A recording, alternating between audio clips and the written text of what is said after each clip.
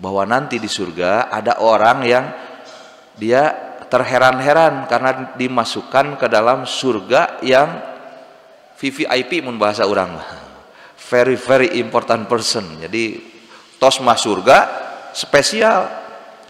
Ieu jalmi teh kaget dan heran, kenapa raraosan mah asa biasa amal teh, tapi naha di pasian surga anu sakieu istimewa.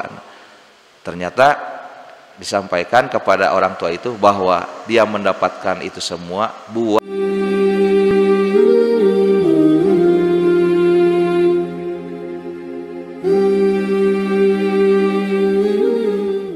asyhadu an la ilaha illallah wa asyhadu anna muhammadan abduhu wa rasuluh, amma ba'du.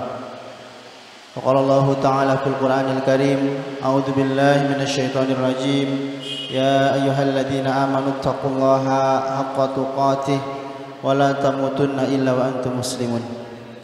Puji dan syukur kita panjatkan kehadirat Allah Subhanahu wa taala, yang mana atas kudrah dan iradahnya beserta limpahan nikmat yang Allah berikan, alhamdulillah pada pagi hari ini kita masih diberi kesempatan, masih diberi kekuatan untuk melangkahkan kaki kita ke majelis ilmu, ke tempat terbaik, ke rumah Allah, tentunya untuk melaksanakan ketaatan kepada Allah. Walaupun alhamdulillah cuaca di luar hujan, Allahumma sayyiban nafi'an, tapi tentunya tidak menyurutkan semangat kita untuk terus berada dalam jalan ketaatan. Dan mudah-mudahan berkumpulnya kita di sini tentunya menjadi lantaran turunnya rahmat dan maghfirah dari Allah Subhanahu wa taala. Ikhwatu iman rahimakumullah, alhamdulillah pada kajian Ahad di pagi hari ini di tanggal 6 Juli 2025 dan juga bertepatan dengan tanggal 10 Muharram.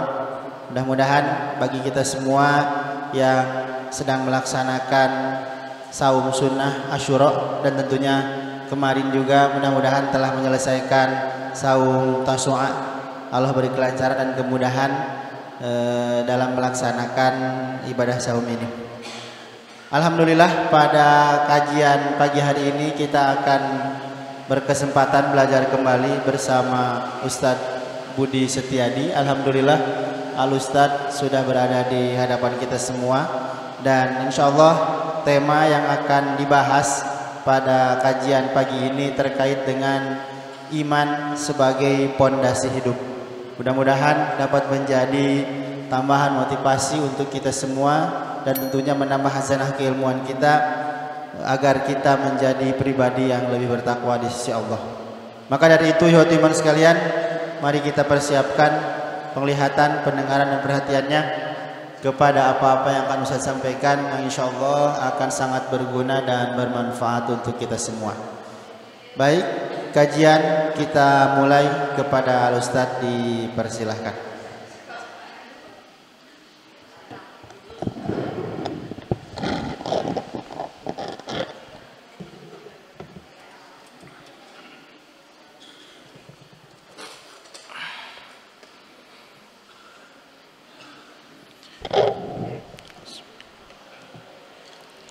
Innal hamdalillah nahmaduhu wa nasta'inuhu wa nastaghfiruh wa na'udzu billahi min shururi anfusina wa sayyiati a'malina, may yahdihillahu fala mudhillalah wa may yudlil fala hadiyalah. Asyhadu an la ilaha illallah wahdahu la syarikalah wa asyhadu anna Muhammadan abduhu wa rasuluhu la nabiyya ba'dah, amma ba'du. Alhamdulillah, puji serta syukur senantiasa kita panjatkan kehadirat Allah Subhanahu wa taala. Allahumma shayyiban nafi'an, yang pada pagi ini telah menurunkan hujan. Mudah-mudahan memberikan keberkahan buat kita sekalian. Alhamdulillah kita diberikan begitu banyak nikmat, terlahir dan tinggal hidup di tempat yang subur, makmur, insya Allah aman. Nah, kalau dalam moto Jawa Barat itu gemah ripah repeh rapi. Nah, sementara banyak orang yang Allah berikan ujian yang sangat berat, cukup berat, tidak seberuntung kita tinggal di tempat yang nyaman ini. Semisal saudara kita di Gaza, di Palestina, sampai saat ini pun masih terus-terusan dibombardir melalui udara, dengan pesawat, bahkan dengan rudal dan drone ya. Drone manganggo remote ayeuna mah perang teh. Ku remote perang teh. Terlebih juga melalui jalur darat dengan pengerusakan dan lain sebagainya. Kelaparan juga melanda begitu luar biasa. Jadi perang itu seperti yang disebutkan dalam Al-Qur'an, ujian lengkap gitu. Ujian lengkap yang disebut dalam Al-Qur'an, wala nabluwanakum bisyai'im minal khauf wal ju' wa naqsim minal amwal wal anfus wassamarat wa basyiris sabirin. Itu semua ada dalam situasi perang. Al-khauf, kekhawatiran, ketakutan. Al-ju', kelaparan, naqsim minal amwal wal anfus, kurang harta, jiwa yang cacat karena perang, ditinggal keluarganya. Bahkan 2 hari yang lalu Direktur Rumah Sakit Indonesia di Gaza, satu keluarga syahid ya, syuhada, menjadi syuhada. Luar biasa. Dan kita jangan pernah berhenti untuk minimal mendoakannya ya. Allahumma ansurul mustad'afina minal mu'minina fi Palestin wa fi kulli makan. Mudah-mudahan Allah menguatkan perjuangan mereka, orang-orang Palestina, terutama di Gaza, dan sekarang juga termasuk di tepi barat, karena Palestina itu terbagi 2 wilayahnya, termasuk di tepi barat, dekat Yerusalem, dekat Al-Quds pun demikian, dengan tujuan Israel itu menganggap bahwa ini tanah kami ya, padahal mereka pendatang ya, pendatang tapi mengakuisasi. Jangan pernah berhenti untuk mendoakan, ataupun juga kita menghentikan konsumsi menggunakan produk-produk yang berafiliasi kepada Israel, karena keuntungannya luar biasa. Dan mereka itu memang terbantu sekali, modal berperang, modal untuk berperang yang menghabiskan biaya yang tidak sedikit, ratusan bahkan sekarang sudah menembus ribuan triliun kalau dirupiahkan. Karena perang teh waragana ageng kacidanya, sangat besar biaya perang, belum kerusakan yang yang dihasilkan dari perang itu sendiri. Termasuk Israel sekarang pun mengalami ya kerusakan, kehancuran akibat serangan dari Iran. Nah, ini sedikit saya singgung situasi kondisi terkini, karena kalau melihat dari media ya, media sosial ya, informasi terkait perang ini mengangkat pamor atau juga pamor Iran sebagai satu-satunya negara yang berani melawan kepada Israel ya, dengan tentunya menjadikan ia sebagai negara yang disegani oleh bukan hanya negara-negara tetangga, tapi bahkan negara adidaya, karena membuktikan diri bisa menembus pertahanan Israel. Nah, tidak luput dari perhatian juga bahwa Iran ini dianggap sebagai negara Islam, negara Islam yang secara militer tadi mempunyai kekuatan yang luar biasa, dan banyak anak-anak remaja Gen Z, Gen Alpha yang selalu mencari informasi itu melalui media sosial. Ayeuna mah teu pajang buku teh. Buku teh nya, buku ibu osok kaos buku. Maca buku. Tegaduh buku nage. Buku sekarang sudah tidak populer.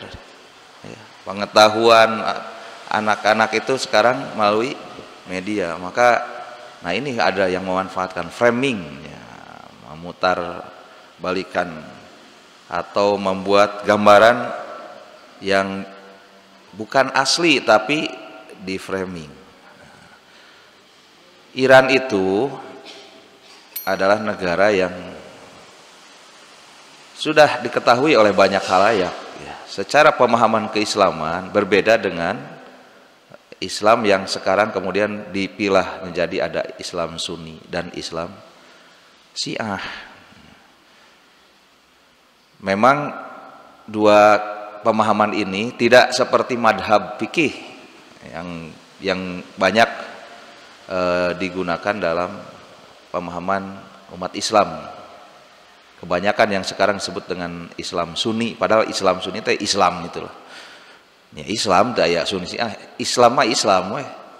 Tapi karena ada perbedaan-perbedaan itu, maka seolah-olah jadi ada dua faksi besar. Upami fikih mah Imam Syafi'i, Imam Malik, Imam Hanafi, Imam Hambali itu tidak sampai kepada khilafiyah wilayah akidah. Bahkan ibadah yang sifatnya usul itu tidak ada perselisih, hanya di hal-hal yang sifatnya furu'iyah. Salat subuh 2 rakaat tuh hiji kunut, nu hiji henteu tah, mung kitu hungkul. Tidak banyak dan tidak menggugurkan. Nah, mereka bersepakat tidak menggugurkan sampai masalah akidah. Tapi upami sareng Syiah mah rada abot ya. Bagi kita untuk bisa menerima Syiah, pun demikian Syiah menerima pemahaman kita, mereka hampir bisa dikatakan mustahil.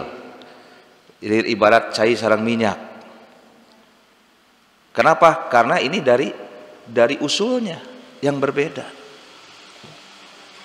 Saat ini insya Allah sebagian besar dari kita melaksanakan saum.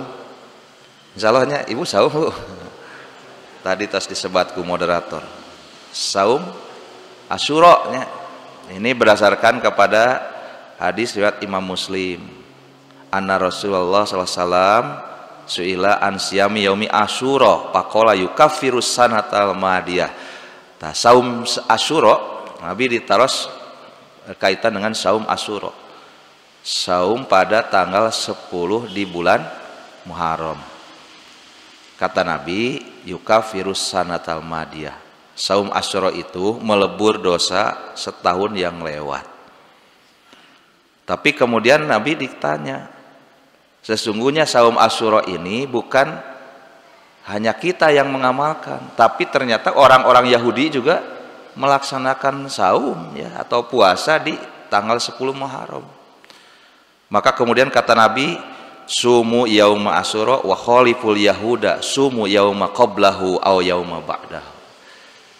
Nah, saumlah di saum ada hari 10 bulan Muharram dan berbedalah kalian dengan orang-orang Yahudi. Maka kita saum sehari sebelumnya.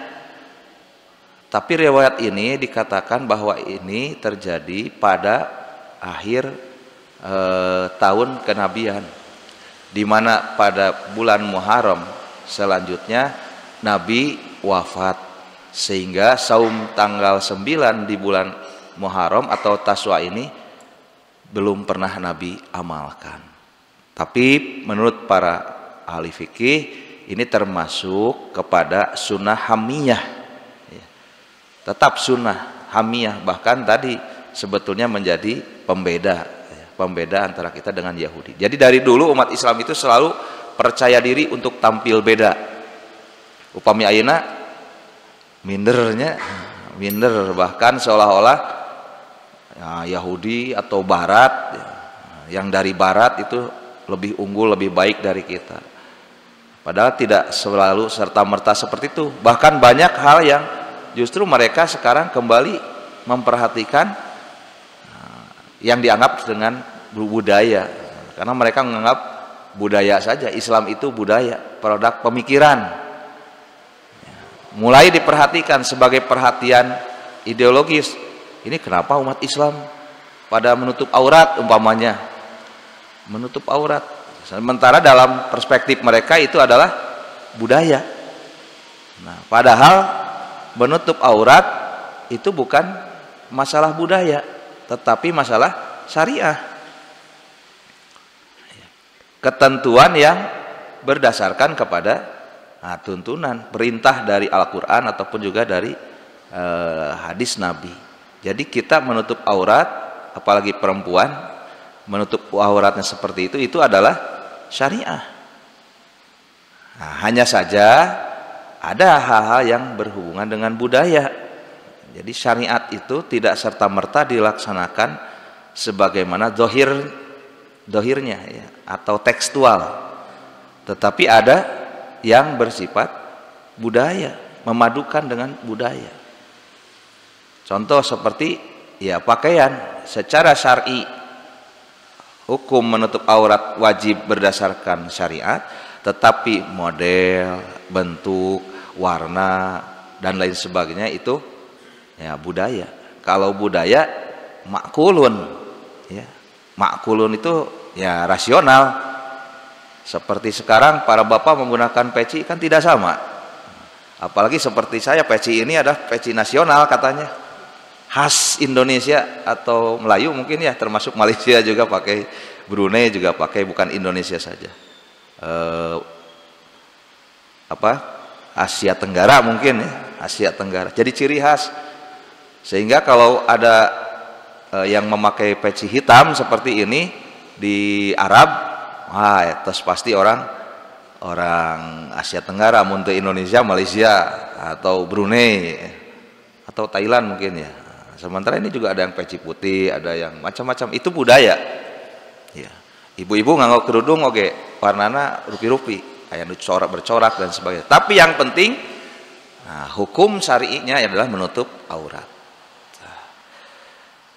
Jadi itu sunnah hamiyah, saum di tanggal 9 dan tanggal 10. Tanggal 10 sunnah ya, kalau 9-nya sunnah hamiyah. Di tanggal 10 Muharram ini pun juga ada peristiwa yang ini bagian dari sejarah terpisahnya, berseterunya umat Islam, yaitu peristiwa pada tanggal 10 Muharram tahun 61 Hijriah. Peristiwa terbunuhnya Imam Husain di padang Karbala. Dan khalifah sabada Rasulullah SAW yang pertama adalah Abu Bakar ya. Abu Bakar menjadi khalifah selama 2 tahun 76 hari. Dilanjutkan oleh Umar bin Khattab. Abu Bakar terpilih ya, setelah pemilihan, jadi pemilihan Abu Bakar itu. Sahabat bersepakat baik kaum Muhajirin dan Ansor untuk memilih Abu Bakar. Abu Bakar berwasiat untuk dilanjutkan oleh Umar, tetapi wasiat ini bukan sifatnya instruksional, karena pada prinsipnya umat Islam tetap melakukan musyawarah mufakat ya. Terpilihlah Umar melanjutkan kekhalifahan dari tahun 13 sampai 23 Hijriah, atau kurang lebih 10 tahun 73 hari menjadi khalifah Umar. Dilanjutkan oleh Utsman bin Affan 23 sampai 35 Hijriah, yaitu selama 11 tahun 223 hari, hampir 3 tahun. Dan selanjutnya Ali bin Abi Thalib 35 sampai 40 Hijriah, atau hanya 4 tahun 224 hari. Mereka ini digelari Khulafaur Rasyidin karena khalifah-khalifah ini diangkat, dipilih melalui musyawarah mufakat.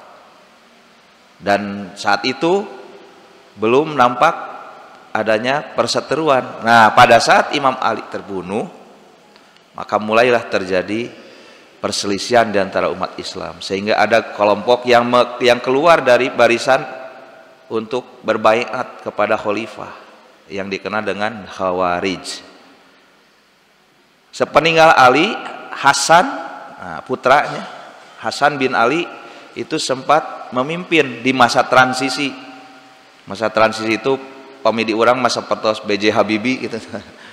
Masa transisi selama 7 bulan yang kemudian bermusyawarah dan terpilihlah Muawiyah bin Abu Sufyan yang memimpin selama 18 tahun. Sepeninggal Muawiyah barulah terjadi fitnah kubro, karena Muawiyah mempunyai anak yaitu Yazid yang diperselisihkan oleh banyak para tabi'in bahwasannya Yazid ini seorang khalifah yang kurang baik ya.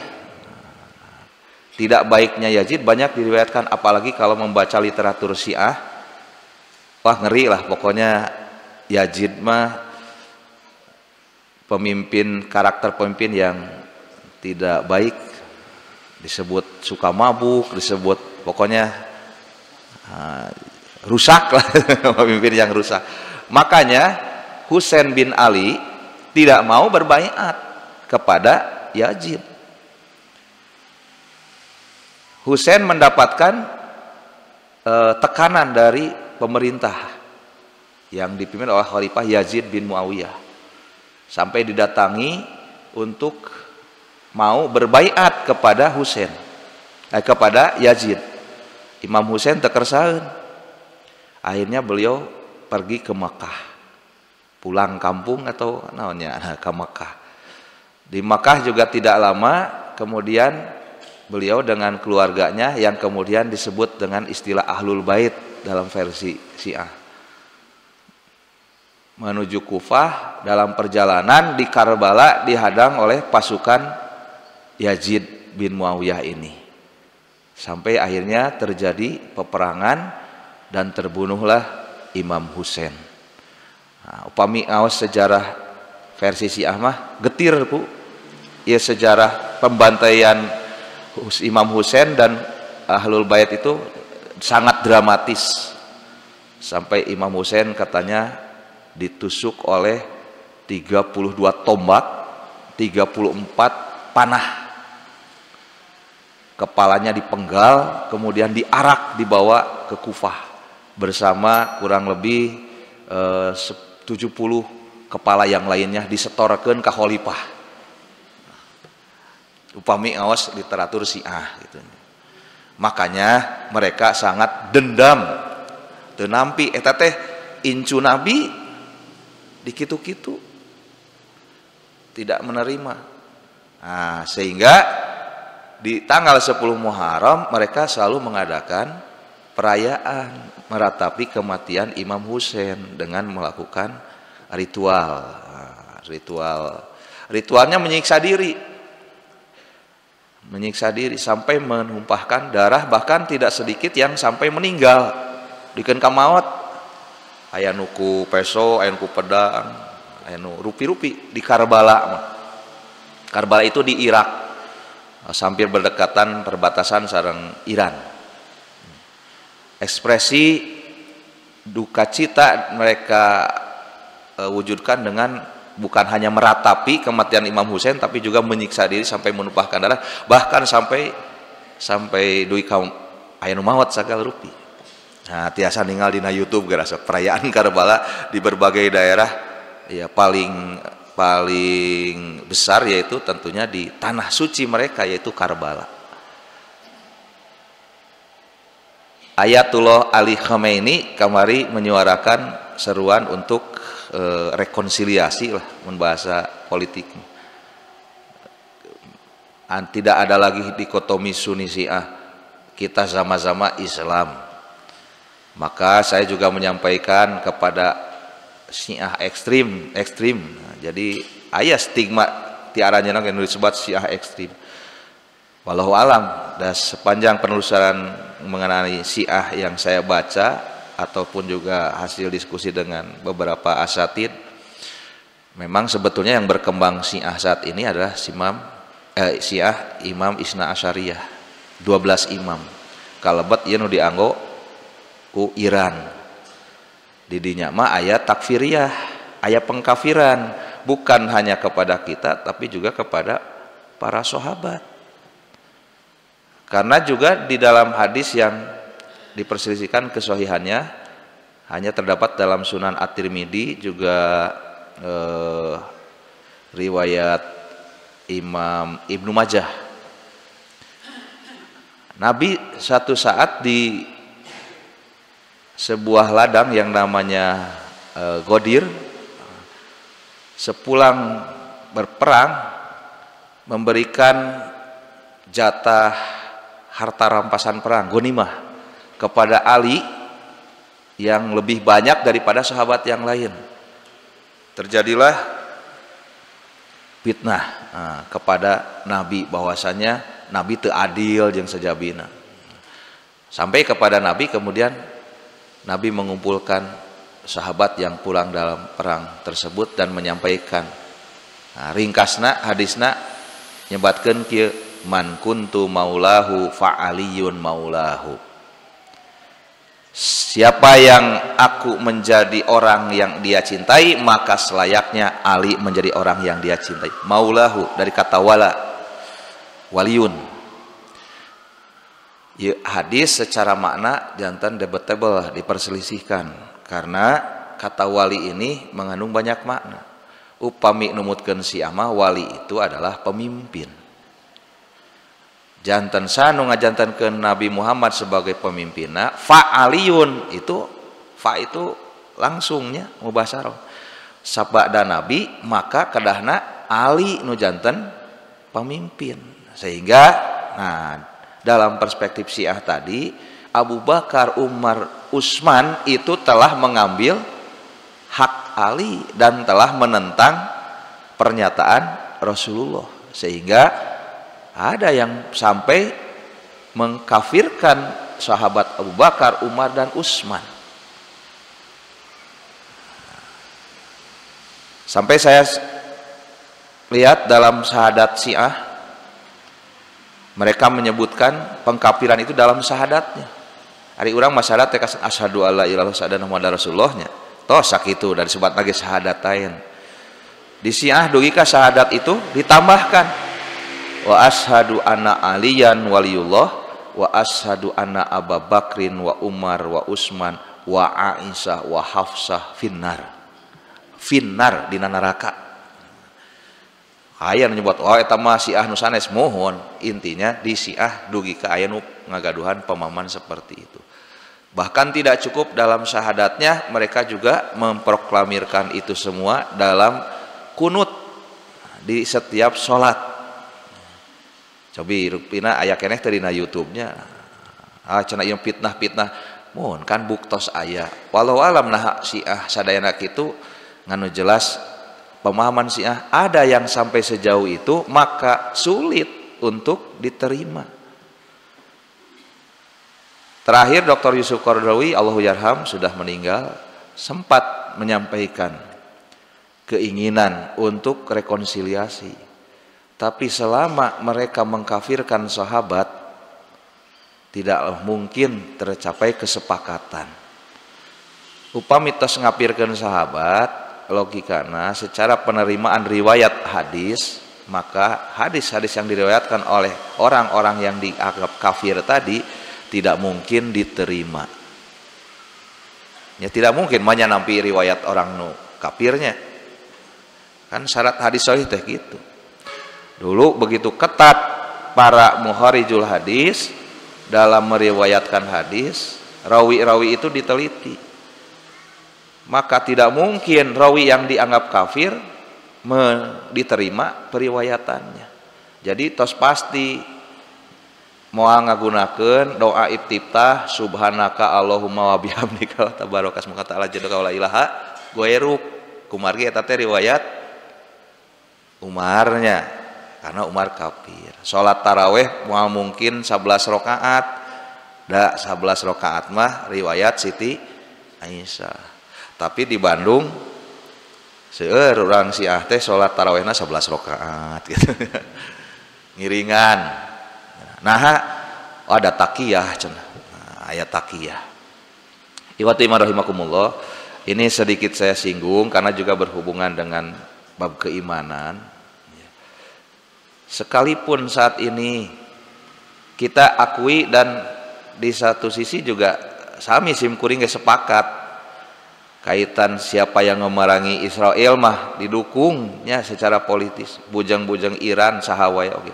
Tapi urusan akidah kita tidak bisa mengkompromikan. Sebagaimana juga dengan yang lain, bahkan dengan orang kafir sekalipun bermuamalah ya, berhubungan, berinteraksi, bekerja sama dalam hal-hal tertentu silahkan, tetapi juga tidak kemudian mencampur adukan akidah ya. Maka ini penting karena akidah ini ya, akidah itu kan ikatan yang mengikat keyakinan kita dengan perbuatan. Keyakinan itu adalah iman, menjadi pondasi dalam ucap perbuatan. Semakin kuat bangunan, semakin megah. Nah, di Dubai itu ada gedung tertinggi di dunia ya, 848 meter. Di Jeddah nuju ngabangun ayeuna teh 1000 meter lebih, 1 kilometer. Itu bangunan-bangunan yang tinggi, yang megah, yang kuat tidak mungkin kokoh kalau tidak mempunyai pondasi yang kuat. Orang-orang Palestina dekersaeun keluar di Gaza, padahal itu berapa kali ditawarkan silahkan pindah ngungsi gitu. Mereka walaupun di pengungsian tapi masih berada di wilayah Gaza, tidak mau keluar dari Gaza. Sudah ditawarkan, bahkan sempat ramai juga viral ya, karena Indonesia termasuk juga yang menawarkan. Tapi kan ini bukan solusi. Jadi seolah-olah mereka mau diusir. Jadi mereka bertahan. Alimun atau upami ngaralih, upami ngungsi. Berarti kan menyerah dan memberikan tanah itu kepada Israel. Mereka bertahan. Cobi kunaon pangna kiat bertahan, padahal terus-terusan dibombardir setiap hari, puluhan bahkan ratusan syuhada. Di tempat pengungsian pun tidak aman, terus-terusan di kunaon tah pangna kitu. Iya ya, keyakinan, iman. Iman itulah yang menembus batas-batas akal sehat bahkan. Puntennya sok rame we akal sehat, akal sehat. Ku iman mah tembus akal sehat. Kemarin Zulhijjah kita berkurban ya. Berkurban itu kan bagian diantara melaksanakan milahnya Nabi Ibrahim. Itu di luar akal sehat. Apa yang dilakukan oleh Nabi Ibrahim? Allah perintahkan untuk menanggalkan istri dan anaknya. Cobi nganggo akal sehat gitu. Sehat teu eta. Itu sehatnya. Jangankan orang, binatang, tumbuhan pun tidak ada. Biwadin ghairi dzar'in teu aya pepelakan teh naon. Eta lembah lengkob teh. Estuning padang pasir gersang teh aya saset teh naon. Allah marintahkeun Siti Hajar sareng Ismail nu masih keneh orok dikantunkeun. Pan teu sehat cek agama. Tapi tah itulah bukti keimanan menembus batas akal sehat. Dilaksanakan. Walaupun hatina mah tetap ari hate mah da Nabi oge jalmi aya perasaan. Hanya tidak mendahulukan perasaan. Meleburkan kecintaannya kepada Allah dengan apa yang dicintai selainnya. Dilaksanakan. Itu kan dugika akhirnya keluar air zam-zamnya di peristiwa itu. Terus sa'i oke Siti Hajar miladian cai di Bukit Sofa sareng Marwah. Ayeuna Marwah Sofa Marwah teh di tembok, di beton, di AC. Kapungkur bukit itu, batu bukitnya juga gunung sana saperus Gunung Sawal. Gunung batu teu aya tanehan, teu aya tatangkalan. Batu, pasir, panas. Ibu, bapak upami umroh kantenan hajian, cobi tafakur, napak tilas kantos benten lagi kacidanya sareng ayeuna mung waktu harita saperas kumaha itu di luar nurul di luar nalar di luar akal sehat. Terus perintah menyembelih cobi eta dan tidak mungkin perintah itu sekarang kepada kita. Ini ada sanes Nabi Ibrahim bilih bapak ngimpen mencit murang kali diparentah ku Allah ulah diturut Pak eta mah da moal mungkin urang mah nya mungkin dina nyana oge budak moal nurut itu kan di luar nalar. Jadi keyakinan itu sampai menembus batas nalar. Keimanan ya. Bukti keimanan kita, nah memang secara makom atau strata tingkatan keimanan berbeda-beda orang itu. Ada yang seperti disebut oleh Imam Al-Ghazali itu imam awam ya, atau imam seorang hamba yang ia melaksanakan kepatuhan semata karena keyakinan saja. Yakin yakin totalitas. Kuna seperti bahkan agak terpaksa. Kunaon salat wajib kita diparentahkeun. Jadi seperti anak-anak yang melaksanakan ibadah yang memang itu fasenya. Ari murang kali mah wajar, Bu. Salat bacana apal cangkem dengartos tapi baca salat bahkan kapaksa atau kadang-kadang dipaksa oleh kita kan dipaksa itu iman awam. Kebanyakan orang seperti itu. Ada juga imannya orang yang hitung-hitungan berhitung pahala kunaon saum asyura eta pahalana menghapus dosa satahun nu kalangkung. Saum nyawalan disebat nyawalan teh dina bahasa urangnya ada dina bahasa hadis nama sitah min Syawal gendep dinten dina bulan Syawal kumarina bulan Syawal disebut teh nyawalan. Kunaon nyawalan? Eta pahalana nah jadi berhitung pahala ganjaran. Boleh kita beribadah karena berharap pahala dari Allah? Boleh. Kapaksa ge kenging tadi nu kapaksa. Ya, asal berharap pahalanya dari Allah. Karena kalau sedikit saja, nah, itu bab akidah teh seperti gampangnya tapi gampang-gampang susah. Karena sedikit saja beralih, ngageser we sakedik emutan teh. Maka robih eta. Robih naon? Rewardna, konsekuensina. Ustaz Abdurrahman awas dina istitah simkuring gaduh kempelan seratan Ustaz Abdurrahman. Judulna teh luruskan jarum hati. Nah, sok dibasakeun sunahkeun lempengkeun jarum hati, ieu penting. Ngalempeng jarum hati teh emutan niat gitu. Sehingga Imam Bukhari hadis numpang payuna itu berkaitan dengan dina bab wahyunya badul wahyi pangpayuna ngabahas tentang niat. Innamal amalu binniyat. Peryogi ngalempeng jarum hati teh. Karena itu akan tadi berkonsekuensi pada buah yang akan diterima. Sedikit saja gugur. Ibadah nama nyunah. Salatna sami takbir itu ya bacaan. Nyunah karena sesuai dengan tuntunan sunnah dari Rasulullah. Tapi ketika hatinya kemudian dalam hati terbesit hoyong katangin, hoyong kapuji, jantan ria. Ya sirkul asgor aya oke nu nyumput sirkul khofi teu nampak dekat tingali jalma nu sirik asgor teu katawis perbuatan sirikna nah hate dan itu yang menggugurkan pahala. Nah, penting ini meluruskan hati karena akan menggugurkan pahala. Maka dalam tafsir sebutkan di antara orang yang disebut dengan amilatun nasibah.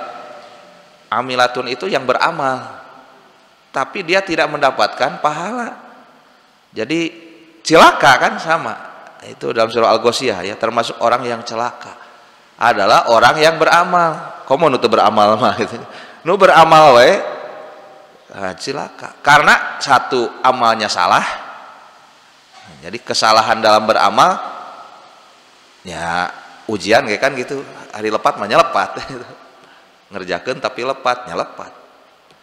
kesalahan dalam beramal, maka salah mendapatkan pahala. Dan yang kedua, karena niat yang tidak ikhlas. Jadi ria itu menghapuskan pahala. Memang hakikatnya Allah yang akan memberikan reward, balasan. Makanya kita tidak perlu sebetulnya ya, mengumbar-ngumbar atau mencari-cari tadi pahala. Allah mah mau lepat masihan ganjaran. Oleh karenanya kemarin waktu kurban ada yang meminta kepada saya karena panitia kurban, Ustaz cenah ieu teh hoyong kurban atas nami pun biang. Ari pun biangna tos ngantunkeun cenah. Boleh tidak orang berkurban untuk atas nama orang lain? Boleh. Boleh, Pak. Kenging teu naon gitu. Ngan henteu oge teu naon, kantenan untuk orang tua. Untuk orang tua, orang anak walaupun tersepuh ya tidak anak dari orang tuanya ya. Kita ini kan punya orang tua. Walaupun sudah berumur, amalan seorang anak itu akan sampai kepada orang tuanya. Kesolehan seorang anak akan sampai kepada orang tuanya. Jangan khawatir, itu yang dijanjikan kan. Di antara amal yang akan sampai ketika seseorang itu sudah meninggal, kan upami tos maut mah amal teh putus atos we. Idza matabnu adama in qata'a amaluhu. Beres tah ari tos maut mah terputus amal. Da bade beramal di kumaha da tos ngantunkeun. Tapi ternyata ada 3 amal yang akan terus berlanjut pahalanya. Yang pertama, ilmu yang bermanfaat. Manfaat ilmu akan sampai kepada yang menyampaikan. Yang kedua, sedekah jariyah. Makanya sebab sedekah jariyah, nilai kebaikan yang disampaikan itu mengalir. Dianggo ngebangun masjid, madrasah, dianggo fasilitas umat, dianggo kahadean, dianggo salat, dianggo belajar, ta eta ngalir pahalana. Maka disebut sedekah jariyah. Nah, dan yang terakhir, waladin solihin, murangkali anu soleh. Kesolehan anak yakin sampai kepada orang tuanya. Ustaz Sidik kalau yarham sering itu menyampaikan khutbah ini kepada santri-santrinya, sangkan jadi murangkali soleh gitu. Kunaon? Karena kesolehan anak akan sampai kepada orang tuanya. Bahwa nanti di surga ada orang yang dia terheran-heran karena dimasukkan ke dalam surga yang VVIP mun bahasa orang mah. Very very important person. Jadi tos mah surga spesial. Ieu jalmi teh kaget dan heran, kenapa? Raraosan mah asa biasa amal teh. Tapi naha di pasian surga anu sakieu istimewa. Ternyata disampaikan kepada orang tua itu bahwa dia mendapatkan itu semua buah dari kesolehan anaknya. Jadi kesolehan anak bakal ngangkat derajat kemuliaan orang tua. Hoyong gaduh murangkali soleh, solehkeun heula diri urang gitu nya. Nah, ini juga hukumnya hukum timbal balik.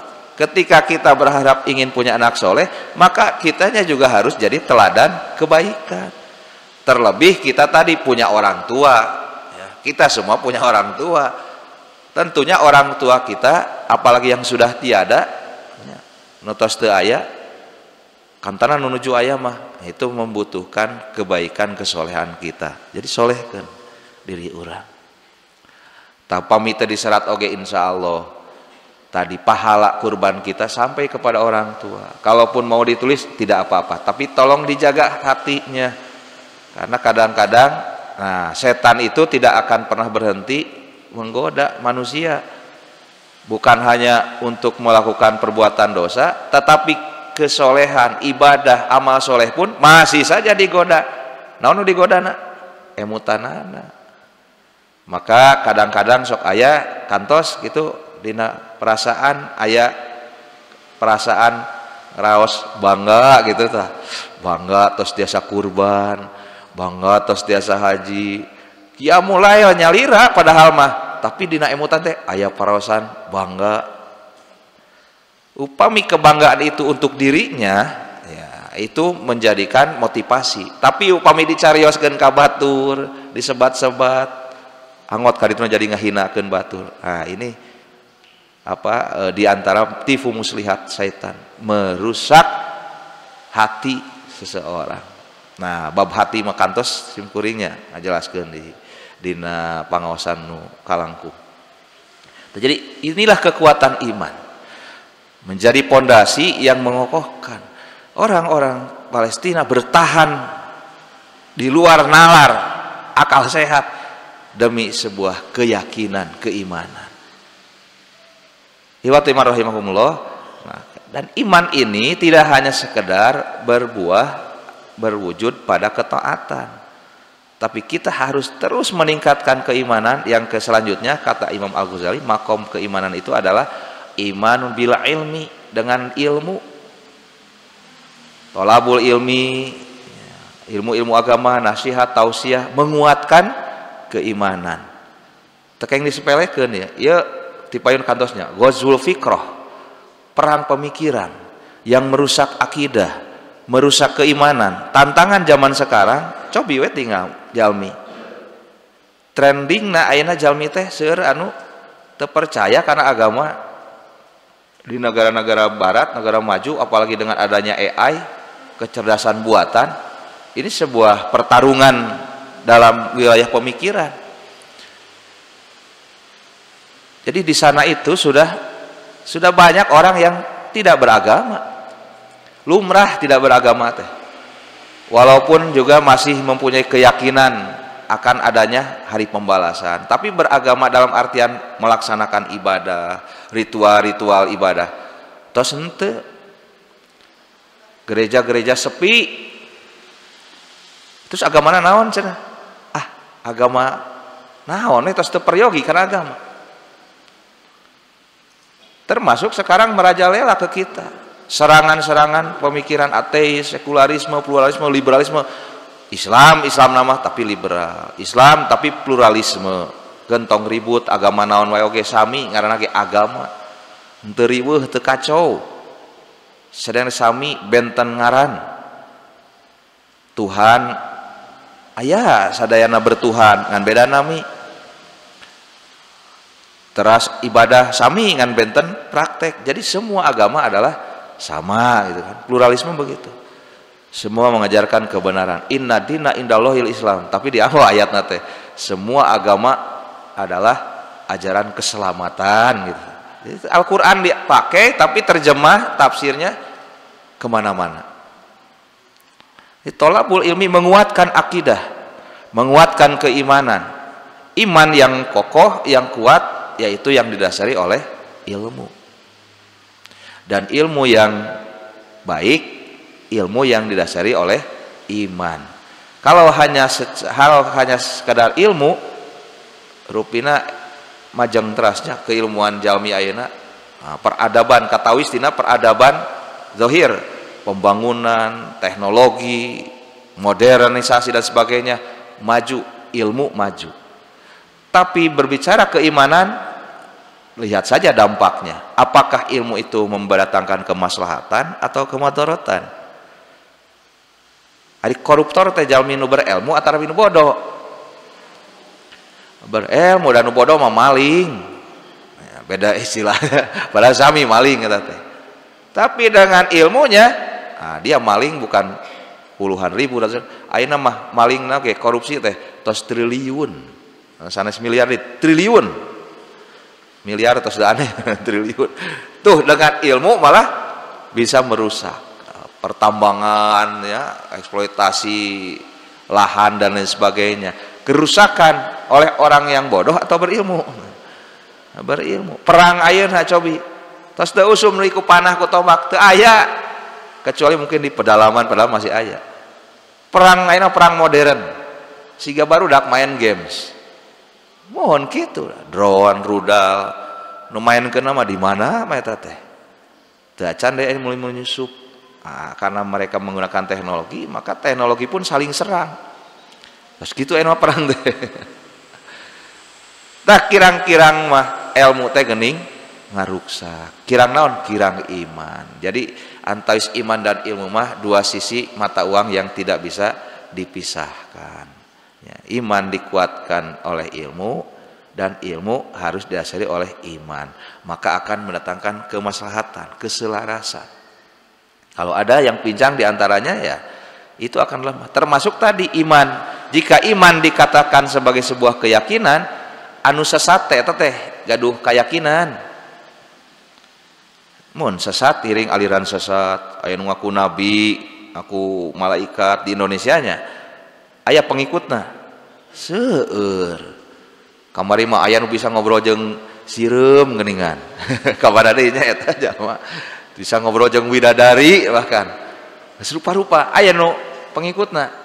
Aya gaduh keyakinan, gaduh keyakinan pangna kitu oke.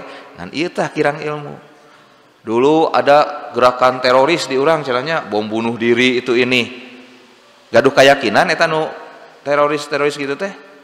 Gaduh, sampaikan melakukan tindakan itu dasarnya apa? Keyakinan. Keyakinan dia melakukan tindakan sampai membunuh dirinya pun siap karena dasar keyakinan. Tapi kirang ilmu da berjuang mah henteu kudu kitu. Pamik itu malah yang ada, nah seperti yang kejadian beberapa waktu yang lalu, malah nama Islam jadi jantan awon ku cara-cara gitu teh. Filosofi kearifan lokal na bahasa Sunda herang caina benang laukna tah itu. Berjihad berjuang itu harus menggunakan cara metode dakwah teh henteu togmol. Kantenan jihad dimaknai sebagai perang kital, tidak seperti itu. Tapi kata Imam Ibnu Qayyim istifragul wus'i, mengarahkan segala kemampuan fi mudafa'atil adu, untuk menghadapi musuh. Jadi al-wus'u itu ya ilmu ya. Mungkin sekarang konteksnya perkuat ekonomi, perkuat dulu pendidikan, perkuat dulu ya banyak hal yang harus dikuatkan dalam diri umat Islam sebagai bagian dari jihad. Nah, jadi jihad termasuk ngaji poe ahad gitu. Jihad itu. Iya, bagian dari jihad, menguatkan akidah, menguatkan iman, menguatkan ilmu. Penguatan ini istifragul wus'i. Maka seperti yang Nabi praktikkan membangun masyarakat madani.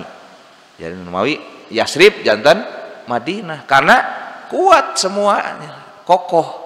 Hari urang mah kan lemahna ieu lemah, seueur lemahna gitu. Jadi bujang-bujang perang, seueur keneh kelemahan-kelemahan dalam diri umat Islam. Nah, ini sebetulnya yang sebetulnya singkatnya kaitan dengan penguatan iman, di mana tadi iman dikuatkan oleh ilmu dan akan menjadi pondasi yang kokoh dalam kehidupan. Nah, maka di makom selanjutnya, tadi kan tos ilmu, makom mahabbah kecintaan. Kecintaan ini yang menjadikan segala sesuatu, bahkan kesulitan, tantangan, ujian, cobaan, bahkan kematian pun dijadikan sebagai sebuah kenikmatan. Jaminu maut syahid teh ngaros nikmat, Bu. Nikmat maut syahid teh. Leres? Karos teh. Moal tiasa, mau Al-Qur'an oke. Wala taqulu lima yuqtalu fi sabilillahi amwat bal ahya'u walakin la tash'urun. Jangan kalian katakan orang yang berjuang di jalan Allah itu meninggal biasa. Mereka itu syahid. Jaminu syahid hoyong mulang deui ka bumi, hoyong naon? Hoyong maot syahid deui. Nikmat. Walakin la tash'urun, tapi kalian tidak akan bisa merasakan karena kita masih hidup. Bari ngaraoskeun kumaha urang aya di dunia. Nu tiasa ngaraoskeun nikmatna maot syahid nya nu maot syahid. Dugi ka maot oge karaos nikmat. Karena apa? Cinta. Ku cinta mah kapan kitu? Jika bapana kapungkur, kunaon ibu nampi bapana? Cinta. Cinta teh kumaha tuh? Cinta tak berwujud, tidak berbentuk. Ya, tapi terbukti. Nah, aya buktos. Cinta itu ada aya buktos. Upami aya buktos puisi atau puisi we juga punya puisi we ukur. Cinta kalau hanya dijelaskan hanya sekedar puisi, kata-kata, untayan kata yang indah dan lain sebagainya. Wah, nah Google tentang cinta banyak. Tapi hanya satu yang bisa diterima cintanya, yaitu bukti kecintaan. Naon buktos kecintaan? Naon bu buktosna? Cina si bapak teh cinta, kabuktosan naon? Pengorbanan. Berkorban tadi kan? Nabi Ibrahim berkorban. Dan pengorbanan bagi orang yang jatuh cinta adalah kenikmatan. Najan hujan dordar gelap teh tempat keungiuhan, ibu datang ke masjid, cinta ilmu eta teh. Daraos keneh di bumi kulemnya. Live streaming bahkan tiasa nonton na YouTube di Facebook gitu. Upami mengemut kadinya mah. Sareng Pak Haji tadi ngobrol seueur media ilmu dina YouTube dina naon gitu nya media sosial. Tapi da aya nu leungit upami urang teu sumping ka pangawasan. Kahiji naon silaturahimna teu aya. Ya teh alhamdulillah sumping ka dieu teh silaturahim simkuring ieu aya pun guru Pak Hari Ustad Hari guru simkuring tuh. Da tarangan jang abdi ka bumina tapi ku pangawasan silaturahim gitu. Tiasa pernah silaturahimna. Terus secara pengetahuan kapungkur kantos saur guru teh cenah. Upami ngadang unggul 25%, upami sarang ningal 50%, upami terlibat 75%. Jadi cenah mun di sakola teh ulangan ngadangukeun hungkul kudu terlibat. Keterlibatan kita dalam tholabul ilmi seperti hanya hadirnya di majelis taklim. Sering ibu ngeningal ceramah itu tapi kan lewat ngalangkungnya. Maka kemarin saat kita COVID daring dalam jaringan daring teh online gitu, marangkali kenging elmuna kumaha, aduh hawatosnya karaos nu ngarola pendidikan, hasil kualitas pendidikan melalui daring itu sangat-sangat rendah kualitasnya, sangat rendah. Kalau tidak menafikan manfaat keberadaan media sosial, informasi, komunikasi dan sebagainya, tapi kalau mengandalkan, nah namina kayak kecerdasan buatan gitu, cerdas nate, jijieun gitu. Duh ika aya budak teu bisa tatambahan lain apa? Budak sekolah SMA ditanya perkalian tatambahan teu bisaeun. Akibat, mengandalkan gitunya, ngabantos. Kadahna teknologi itu sebagai alat bantu untuk kamu ngabantos. Tah sumpingna ka dieu mudah-mudahan ieu minangka rasa kacinta urang kana ilmu. Tantangan, ujian, cobaan akan dijadikan sebagai kenikmatan ya. Dan ini pernah juga saya sampaikan kaitan bagaimana merasakan manis dan nikmatnya iman jika Allah dan Rasulnya yang paling ia cintai. Nah tentu rasa kecintaan kita kepada Allah dan Rasulnya sebagaimana akidah keyakinan iman itu adalah tadi bil ilmi fa'lam, maka ketahuilah itu kan perintah harus sareng ilmu annahu la ilaha illallah tauhid. Kalau tanpa ilmu hanya sekedar yakin punten nu tadi nu sesat oge sami gaduh keyakinan. Kalau hanya sekedar keyakinan maka harus dikuatkan dengan ilmu. Kecintaan itu akan hadir. Maka paripawas tak kenal maka tak sayangnya. Cek barudak ta'aruf kenalan atuh ari tak kenalnya kenalan untuk menumbuhkan kecintaan tadi. Cinta kepada Allah, cinta kepada Rasul, cinta kepada para sahabat. Kan tadi ada distorsi sejarah. Ya, jadi seorang Syiah nu tadi, ada distorsi sejarah. Abot pas sareng Syiah teh simkuring tiantawis nu teu tiasa nampi teh lantaran aranjeunna ge teu nampi. Karena keyakinan orang upami rekonsiliasi bade ngawujudnya kedah aya kesepahaman selama ini urusan akidah berat. Bahkan dalam rukun Islam saja nih punten tadi kalangkung rukun Islam urang tos jelasnya bunyal Islam ala khomsin. Islam dibentuk ku 3 perkara syahadat, salat, saum, zakat, ibadah haji. Di Syiah mah lewat Imam Ja'far ternyata menurut bahwa pemahaman keyakinan Syiah itu qala bunya Islam ala khamsin as-shalah zakat saum nuka 5 nate al wilayah nuka 5 nate al wilayah jadi teh aya haji teh ibadah haji Pak cenah eta sok aya nu sumping ka Makkah ka Madinah sanes bade hajian bade naon bade ziarah ka makam Nabi Muhammad dari palih Nabi Muhammad mah diangkan ya ka makam Nabi Muhammad jadi prinsipna ziarah ka makam Nabi sanes bade ibadah haji da ibadah haji atau lebih kata tanah suci maraneh nama di Karbala di Irak bahkan simkuring kantos di Masjid Nabawi wae aranjeuna mun salat nyanak batu Pak batu cetakan taneuh dicetak sageung kieu tah eta teh taneuh ti Karbala ari salat nama di Masjid Nabawi mayunan caket ka kuburan Nabi tapi keukeuh we alim Masjid Nabawi wae dianggap teu suci sehingga nyadak taneuh suci nyalira katawis pagigeureun sih kuring salat nah kahiji teu sidakep kitu nya sok sanaos sanes hartos teu sidakep si aya gen kieu nya dina madhab Imam nu sanes tapi pas sujud ku siwal dina pesak simpen sujud gitu nah beres pesakan deui isieun meureunannya rupina aya keneh ka isieun itu nah, dipesakan deui ternyata orang-orang siapa pas mulih teh sasarangan aya imamna nganggo pakaian nu benten gitu aya fotona ngan teu disebarkeun biar dianggap simkuring ngiringan gitu nah, itu abotnya bab rukunna wae tos benten da ieu rahimakumullah sakali deui ieu kanggo pangdeudel ngiatkeun kaimanan urang mudah-mudahan iman urang tos ningkat tuluy ka aya mahabbah kacintaan buktos cinta ngaraos nikmat dina ibadah taos tiasa ngaraoskeun nikmat ibadah sakedik-kedikeun pointannya mohonkeun da kapan berproses salat tos nikmat tumakninah nikmat saum ayeuna padahal nikmat keneh tuang henteu nikmat keneh saum nguping adzan maghrib bentennya nu saum mah tuh nikmat nguping adzan teh nuju saum teu saum duh geus adzan deui kenikmatan dina beribadah beramal soleh karena Allah mudah-mudahan itu tiantawis realisasi wujud dina kacintaan urang ka Allah sareng Rasulna ngalangkungan sumping ka majelis-majelis ilmu bagian tina ikhtiar upaya urang ningkatkeun keimanan nu tadi sangkan dugi ka makom nu nyaah cinta ka Allah sareng Rasulna